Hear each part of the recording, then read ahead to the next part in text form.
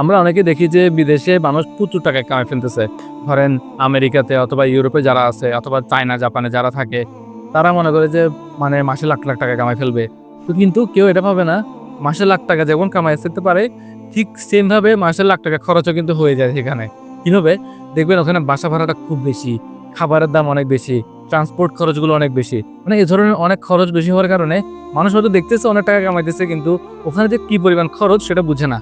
তো আজকে আমরা আমাদের ভিডিওতে বলার চেষ্টা করব, যদি আপনি বিদেশে থেকে থাকেন, একজন প্রবাসী হয়ে থাকেন, তাহলে এই কিছু টিপস ফলো করলে আপনি দেখবেন আপনার অনেকগুলো খরচ কমে আসবে ইনশাল্লাহ। প্রথমত যেমন হচ্ছে আপনি আপনার যে রুমটা, আপনি যদি ব্যাচেলর থাকবেন বিদেশে, ব্যাচেলর হয়ে আপনি ওখানে চাইলে সাবলেট রুম নিয়ে থাকতে পারেন। শুধু একা একদম বিলাসিতা করতে গিয়ে একদম কমফোর্টেবলের জন্য রুম নেওয়ার দরকার নাই। ২-৩ জন ফ্রেন্ড মিলে বা ৪-৫ জন মিলে একটা রুম নিয়ে শেয়ার করে থাকতে পারেন। এতে করে আপনাদের ভাড়াটা কিন্তু অনেকটা কমে যাবে। সেকেন্ড হচ্ছে বাইরে না খেয়ে আপনি চাইলে ঘরে বসে রান্না করে খেতে পারেন।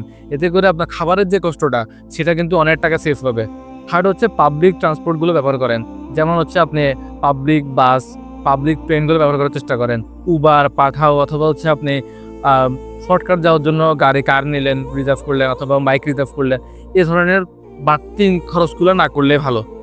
ফোর্থ হচ্ছে আমাদের অনেকেরই একটা বদ অভ্যাস আছে, যেমন হচ্ছে আমরা অনেকে স্মোক করি অথবা অ্যালকোহলে আসক্ত আছে। তো এই জিনিসটা বাদ দিয়ে ফেলতে হবে। এটা বাদ দিলে কিন্তু আপনার মানে শরীরও ভালো থাকলো, আপনি ধর্মীয়ভাবে ভালো থাকলেন এবং হচ্ছে আপনার টাকাটা মানে সেভ হয়ে যাবে ইনশাল্লাহ। ফোর্থ হচ্ছে আপনার যদি কোনো শপিং করতে হয় অথবা কোনো কিছু কিনতে ইচ্ছা হয়, আপনি চেষ্টা করবেন ওখানে কোনো ডিসকাউন্ট দিচ্ছে কিনা বা কোনো অফারও চলতেছে কিনা। যখন দেখবেন অনেক সময় অফার চলে, ডিসকাউন্ট চলে, ওই মৌসুমে কিনে ফেলবেন। তাহলে আপনাকে প্রতিবার কেনা লাগবে না, আপনার টাকাটাও সেভ হয়ে যাবে। ৬ নম্বর পয়েন্ট হচ্ছে আমাদের অনেকেরই একটা মানে শৌখিনতা আছে আর কি, যে বিদেশ গেলে ফার্স্ট আইফোন কিনে ফেলবো বা এটা লাক্সারি কোনো একটা প্রোডাক্ট কিনে ফেলবো, একটা সুটেড বুটেড হয়ে যাব। এই জিনিসটা বাদ দেওয়া যায় কিনা দেখবেন। যদি এটা বাদ দিয়ে ফেলতে পারেন, আপনার ধর আইফোন দরকার হচ্ছে না, আপনি শুধু আইফোন কিনে এত টাকা নষ্ট করার তো প্রয়োজন নাই।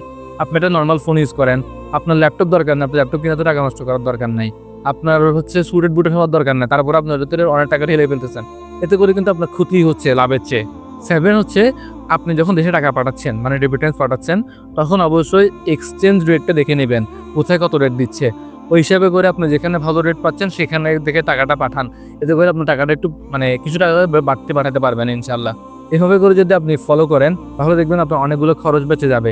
এবং চেষ্টা করবেন প্রতি মাসের শেষে একবার পুরো জিনিসটা ক্যালকুলেশন করার জন্য, আপনি এই মাসে কত টাকা খরচ করলেন, কীভাবে খরচ করলেন। তাহলে দেখবেন আপনার হিসাব ঠিক থাকবে এবং আপনি ডে বাই ডে আপনার অনেক টাকা আপনি সঞ্চয় করতে পারবেন। আমি যে প্রক্রিয়াগুলো বললাম, এর বাইরে কি আপনারা যারা বিদেশে আছেন তারা কি অন্য কোনোভাবে টাকা সঞ্চয় করেন? যদি করে থাকেন তাহলে কমেন্ট বক্সে জানান, যাতে করে অন্য প্রবাসী ভাইদেরও উপকার হয়।